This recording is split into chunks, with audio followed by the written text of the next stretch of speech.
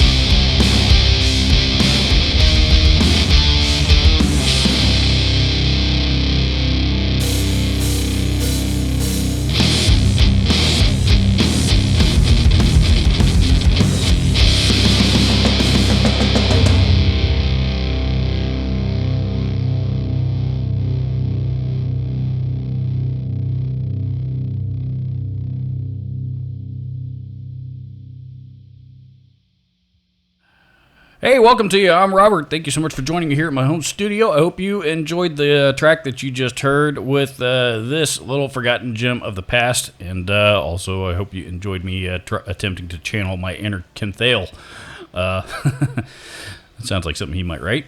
This particular little gem here is the Boss XT2 Extortion pedal, which was a very short-lived pedal that came out roughly between 96 and 97. Came out in 96 and ran until, for about a year. I don't know that it made it to 98 or not. It was basically for all intents and purposes, it was Boss's answer to the Seattle Grunge sound. Really is what it was. And you can definitely hear that inspiration in the pedal itself. So let's do a quick uppy-closey playthrough demo kind of thing and twist all the knobs so you can get a little bit more of an idea of what all the knobs do and talk a little more about it.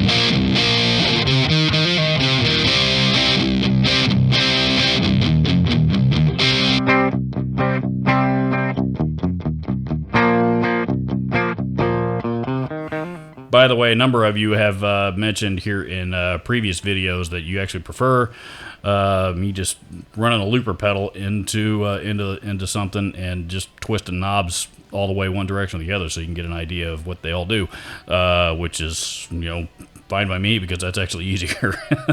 And then I also get to focus a little bit more energy on creating a full track demo, which some of you seem to like, some of you don't seem to have much of an opinion one way or the other, and there's also plenty of you that have made sure and mentioned that you are aware of how terrible of a guitar player I am. So, the XT2 Distortion, for some reason, I remember about 15 years ago, these were not hard to find on the used market at all. After the whole grunge scene ended and blew up, about the early to mid 2000s, these things were everywhere.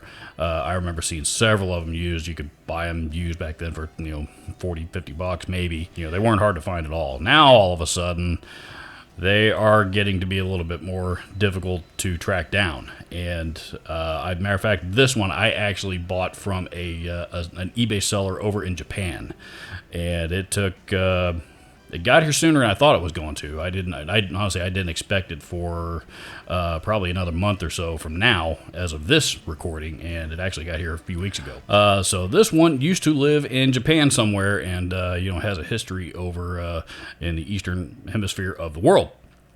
Who had it before that, I don't know. But near as I can tell, everything on it is still all original. It was in very good condition, and it was, actually even with shipping from Japan, it was the one that was priced the most fairly on eBay. As everything else of these things seem to have doubled in value. They're selling for about as much as they were new, or more. I see these selling for 100, 120, 130 bucks here lately. So, and to be fair, I didn't pay too much less than that, but but I did get what I thought was a fair price. So, so it's definitely kind of a cool pedal. The controls on the EQ is a little bit different than, your standard tone controls or, a bass and a treble control. This one's labeled contour and punch. And basically, depending on where you have those set, there's a point in there with each one, like with the punch control. That one will, adjust from the upper mids and to the end treble, kind of switching from one to the other.